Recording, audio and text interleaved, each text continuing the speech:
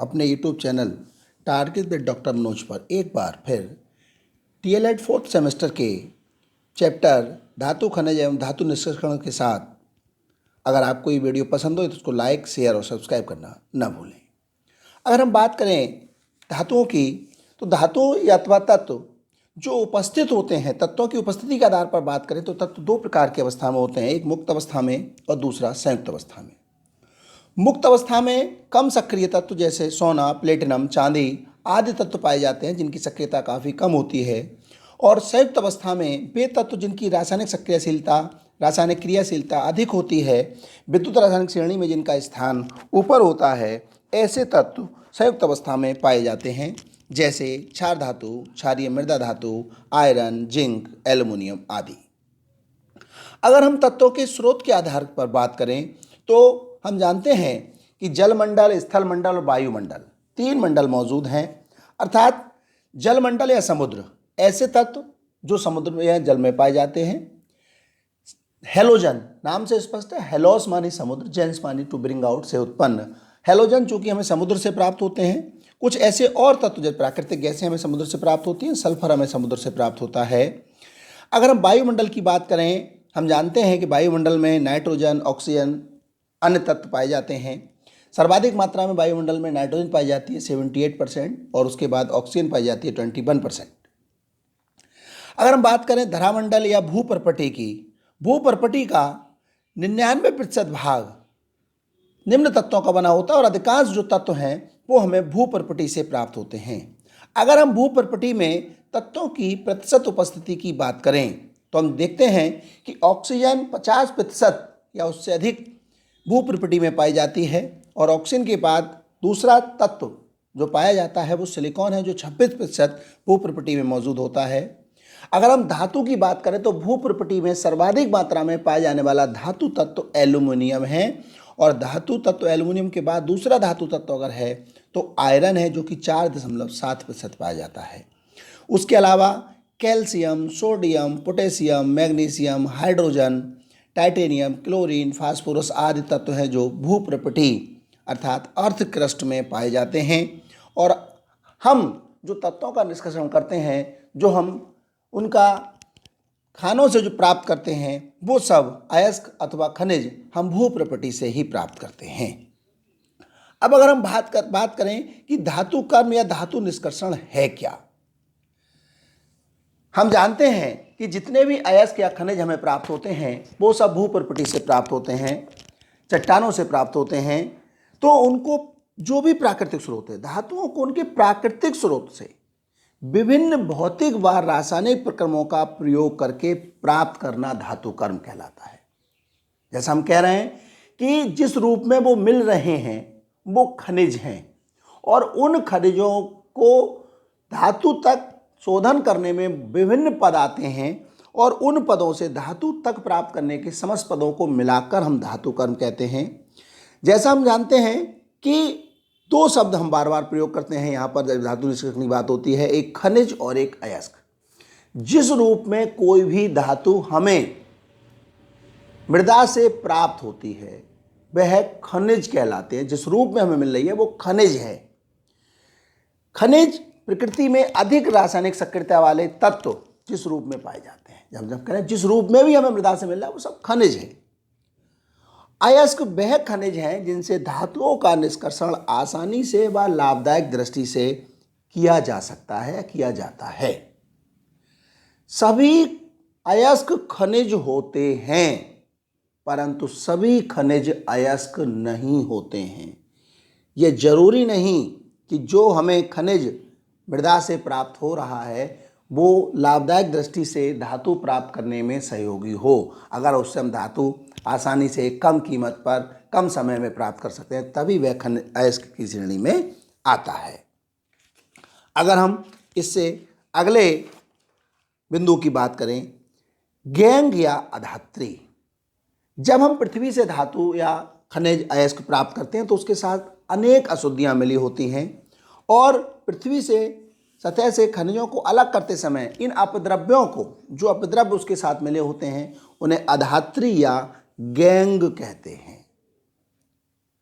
अब हम बात कर रहे हैं कि जो खनिज या अयस्क हमें ज़मीन से प्राप्त होते हैं, मृदा से प्राप्त होते हैं, वो हमें किस रूप में प्राप्त होते हैं। बहुत से खनिज जो हमें ऑक्सीजन युक्त यौगिकों के रूप में प्राप्त होते हैं वो ऑक्साइड हो सकते हैं, कार्बोनेट हो सकते हैं, सिलिकेट हो सकते हैं, सल्फेट हो सकते हैं। वे खनिज जो हैलोजन के साथ संयुक्त अवस्था में प्राप्त होते हैं वो हैलाइड कहलाते हैं। वो क्लोराइड, ब्रोमाइड, आयोडाइड, ब्रोमाइड आदि हो सकते हैं। कुछ खनिज जो केवल सल्फर के साथ संयुक्त अवस्था में प्राप्त होते हैं वो उन्हें हम सल्फाइड कहते हैं। अगर हम इसी को देखें तो कुछ प्रमुख अयस्क अगर हम देखें, क्रायोलाइट, ये एल्युमिनियम का एक अयस्क है जो फ्लोराइड के रूप में है। कैल्कोपायराइट या कॉपर आयरन पायराइट, CuFeS2, ये कॉपर का अयस्क है जो सल्फाइड के रूप में है। डायस्पोर Al2O3.H2O, ये एल्युमिनियम का अयस्क है जो ऑक्साइड के रूप में है। कैलेमाइन, ये जिंक का अयस्क है जो कार्बोनेट के रूप में है। पायरोलूसाइट, ये मैग्नीज का अयस्क है जो ऑक्साइड के रूप में है। फेल्सपार, जो एल्युमिनियम का अयस्क है और सिलिकेट के रूप में है। शोनाइट, ये सल्फेट अयस्क है पोटेशियम का।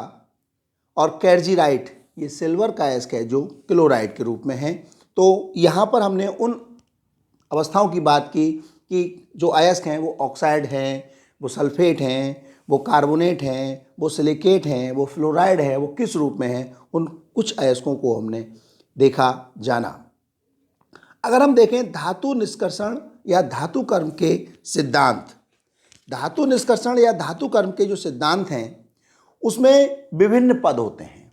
आज हम कुछ पदों की चर्चा करेंगे। आज हमारा पहला लेक्चर है, इस संदर्भ में हम इसमें कुछ पदों की चर्चा करेंगे। धातु कर्म के लिए जो पद प्रयोग किए जाते हैं उनमें सबसे पहला पद है अयस्क का पीसना।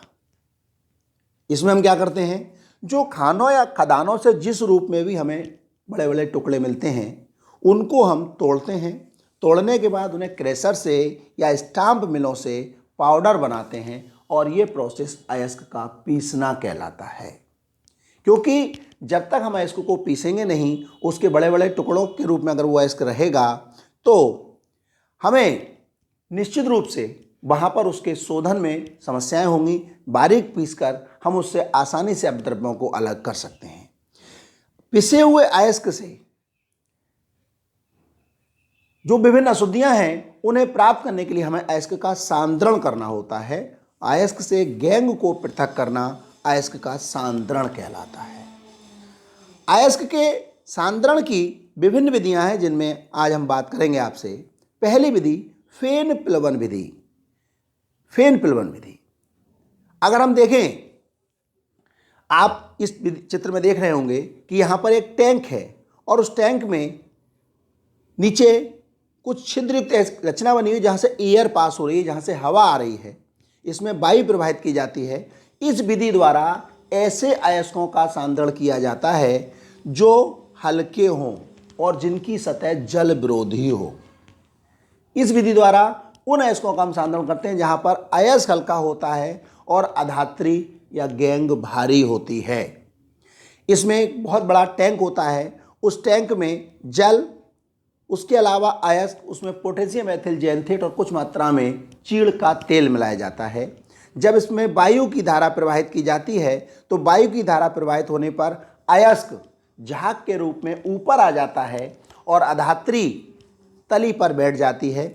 उस ऊपर आए हुए अयस्क के कणों को हम धोकर सुखा लेते हैं और इस प्रकार हमें सांद्रित अयस्क, कंसंट्रेटेड ओर प्राप्त हो जाता है।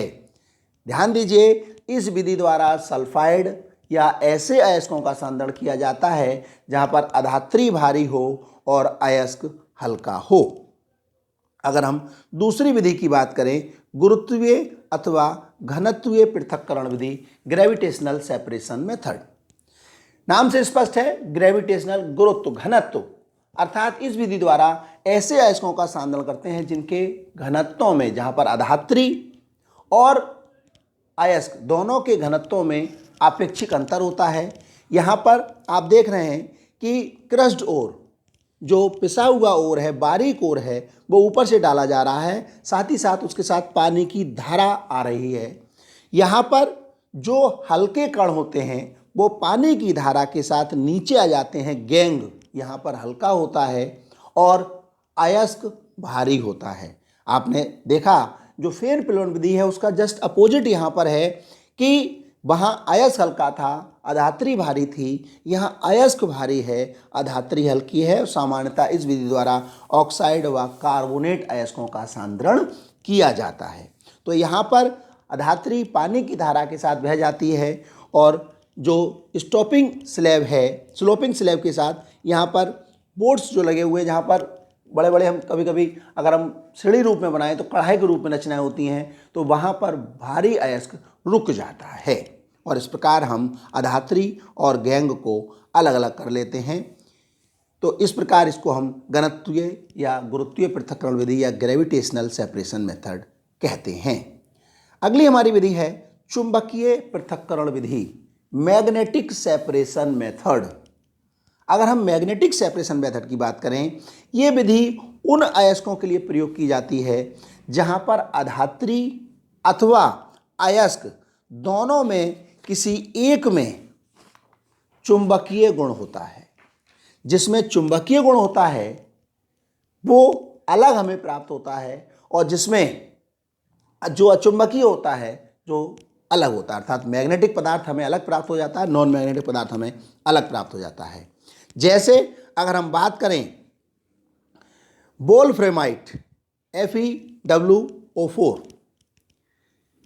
को हम जब कैसीटेराइट SnO2 से अलग करते हैं तो इसी विधि द्वारा, चुंबकीय पृथक्करण विधि द्वारा अलग करते हैं। इसमें अगर आप रचना को देख रहे हैं तो यहाँ पर बारीक पिसा हुआ जो एस्क डाला जा रहा है, इसमें एक रोलर लगा हुआ है। जो 2 रोलर लगे हैं उसमें से एक रोलर चुंबकीय है, एक मैग्नेटिक रोलर है, एक नॉन मैग्नेटिक रोलर है।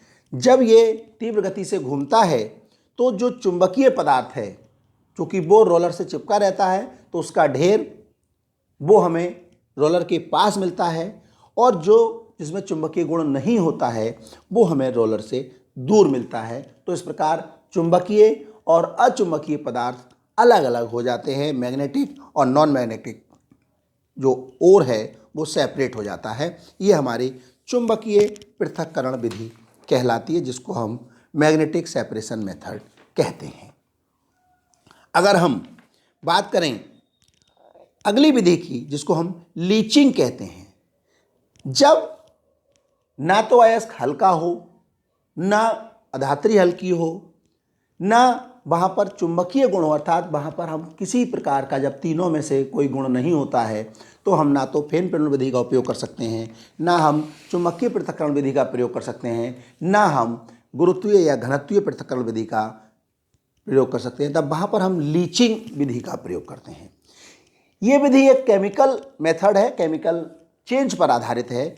इस विधि में हम बारीक पीसे हुए अयस्क के साथ उचित रिएजेंट अभिक्रमक की क्रिया कराते हैं और जब क्रिया कराई जाती है, जब रिएक्शन होती है, तो जो अयस्क है वो विलयन अवस्था में आ जाता है, अर्थात वो सॉल्यूशन स्टेज में आ जाता है और अशुद्धियाँ ठोस अवस्था में रह जाती हैं।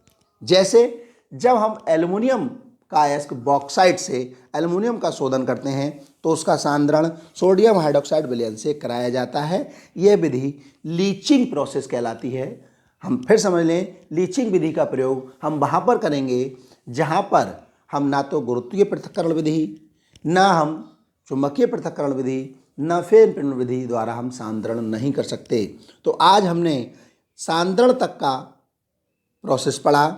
इसके बाद क्या होता है निस्तापन, क्या है भर्जन और कैसे करेंगे हम धातुओं का शोधन, इसकी चर्चा हम आपसे करेंगे अगले बिंदु पर, अगले लेसन में, अगले लेक्चर में। अगर आपको ये वीडियो पसंद आए तो इसको लाइक, शेयर और सब्सक्राइब करना न भूलें।